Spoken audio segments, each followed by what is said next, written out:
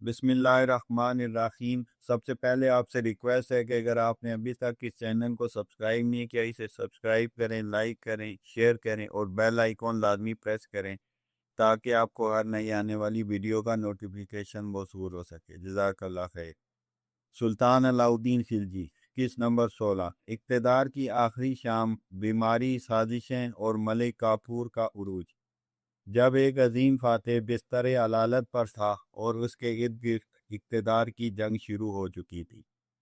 بیرونی دشمنوں کو شکست دینا آسان ہوتا ہے، مگر اندرونی سازشوں سے سلطنتیں ٹوٹ جایا کرتی ہیں۔ 1315 عیسوی دہلی شاہی محل غیر معمولی طور پر خاموش تھا۔ وہی محل جہاں کبھی جنگی منصوبے بنتے تھے، جہاں جرنیل فتوحات کی خبریں سناتے تھے، آج وہاں سناٹا تھا۔ سلطان علاء الدین خلجی بستر علالت پر لیٹا تھا۔ کمرے کے باہر امیر مجمع تھے، لیکن کوئی سلطان سے مل نہیں سکتا تھا، کیونکہ محل کے دروازوں پر اب ایک شخص کا حکم چلتا تھا، ملک کافور۔ دربار میں سرگوشیاں ہونے لگی، کیا سلطان اب بھی حکومت کر رہا ہے یا اصل اقتدار کسی اور کے ہاتھ میں جا چکا ہے؟ گزشتہ کس کا خلاصہ۔ سلطنت اپنے عروج پر تھی، شمال محفوظ تھا، جنوب باج گزار بن چکا تھا، بازار منظم تھے، خزانہ بھرا ہوا تھا، لیکن سلطان کی صحت تیزی سے خراب ہونے لگی، اور اسی کے ساتھ دربار میں اقتدار کی نئی جنگ شروع ہو گئی۔ بیماری کا آغاز۔ تقریباً 1315 عیسوی کے آس پاس علاء الدین کی صحت مسلسل گرنے لگی۔ معاصر مورخین بیماری کی تفصیل واضح طور پر بیان نہیں کرتے، البتہ وہ لکھتے ہیں کہ سلطان کمزور ہو گیا تھا، وہ پہلے کی طرح دربار میں نہیں آتا تھا، فوجی معاملات بھی کم دیکھتا تھا، اور آہستہ آہستہ اختیارات دوسروں کے ہاتھ میں منتقل ہونے لگے۔ ملک کافور کی بڑھتی ہوئی طاقت۔ ملک کافور اب صرف سپہ سالار نہیں تھا، وہ شاہی محل کا سب سے طاقتور شخص بن چکا تھا۔ سلطان تک رسائی، احکامات، درباری تقرریاں، سب کچھ اس کے ذریعے ہونے لگا۔ جو شخص کبھی غلام تھا، آج پوری سلطنت کے فیصلوں پر اثر انداز ہو رہا تھا۔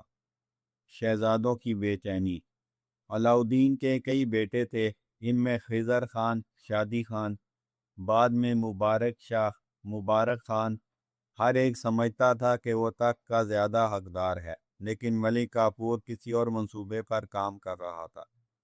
دربار کی سازشیں۔ ہر روز نئی افواہیں پھیلنے لگی، شہزادہ سلطان سے ملنا چاہتا ہے، اجازت نہیں ہے، امیر ملاقات کرنا چاہتے ہیں، اجازت نہیں ہے۔ آہستہ آہستہ ملک کافور نے سلطان کو باقی دربار سے تقریباً الگ کر دیا۔ اس کی وجہ سے شاہی خاندان اور امیروں میں بے اعتمادی بڑھنے لگی۔ خضر خان کا زوال۔ ایک زمانہ تھا جب شہزادہ خضر خان کو ولی عہد سمجھا جاتا تھا، سلطان بھی اس سے محبت کرتا تھا، لیکن بعد کے برسوں میں حالات بدل گئے۔ دربار میں اس کے خلاف باتیں ہونے لگی۔ ملک کافور نے سلطان کو قائل کیا کہ بعض شہزادے اقتدار حاصل کرنے کی کوشش کر رہے ہیں۔ نتیجہ یہ نکلا کہ خضر خان کی سیاسی حیثیت کمزور ہوتی گئی۔ امیروں کی خاموشی۔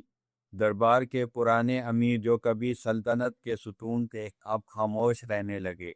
انہیں معلوم تھا کہ اگر انہوں نے ملک کافور کی مخالفت کی تو انجام عبرتناک ہو سکتا ہے۔ کچھ کو عہدوں سے ہٹا دیا گیا، کچھ نے خود کو سیاست سے الگ کر لیا۔ سلطان کی تنہائی۔ علاء الدین، جس نے اپنی پوری زندگی میدان جنگ میں گزاری، اب محل کے ایک کمرے تک محدود ہو چکا تھا۔ وہ کبھی کبھی کھڑکی سے باہر دیکھتا، دہلی کا شہر وہی تھا، مگر اقتدار کی فضا بدل چکی تھی۔ شاید اسے احساس ہو چکا تھا کہ سلطنت کو بیرونی دشمنوں سے نہیں، اب اندرونی اختلافات سے خطرہ ہے۔ آخری مشورہ۔ روایت ہے کہ ایک دن سلطان نے اپنے قریبی لوگوں سے کہا، سلطنت کو قائم رکھنا اسے فتح کرنے سے زیادہ مشکل ہے۔ چاہے یہ الفاظ بینہ محفوظ نہ ہوں، لیکن اس کے آخری دور کے حالات یہی پیغام دیتے ہیں، کیونکہ جس سلطنت کو اس نے تلوار سے بنایا تھا، اسے اب جانشینی کے بحران کا سامنا تھا۔ ملک کافور کا منصوبہ۔ سلطان کی بیماری بڑھتی گئی۔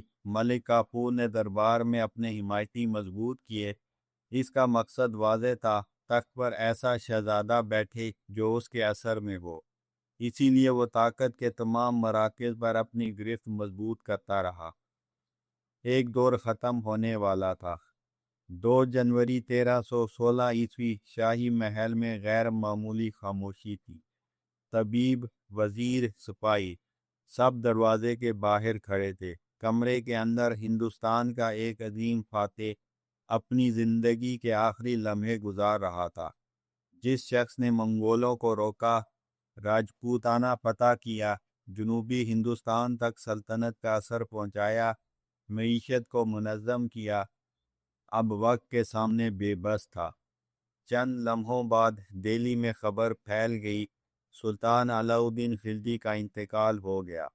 ایک عہد ختم ہو چکا تھا۔ حقیقت یا افسانہ؟ کچھ روایات میں دعویٰ کیا جاتا ہے کہ ملک کافور نے علاء الدین کو زہر دے کر قتل کیا۔ تاریخی حقیقت: اس الزام کا کوئی قطعی معاصر ثبوت موجود نہیں۔ بعض بات کے مورخین نے اس امکان کا ذکر کیا، لیکن معاصر ذرائع جیسے ضیاء الدین برنی اور امیر خسرو اس بات کو یقینی طور پر ثابت نہیں کرتے۔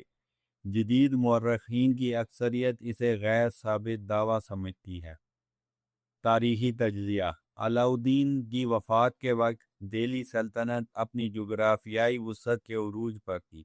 خزانہ مضبوط تھا، فوج منظم تھی، انتظامی نظام مؤثر تھا، لیکن جانشینی کا کوئی واضح اور مستحکم نظام موجود نہیں تھا۔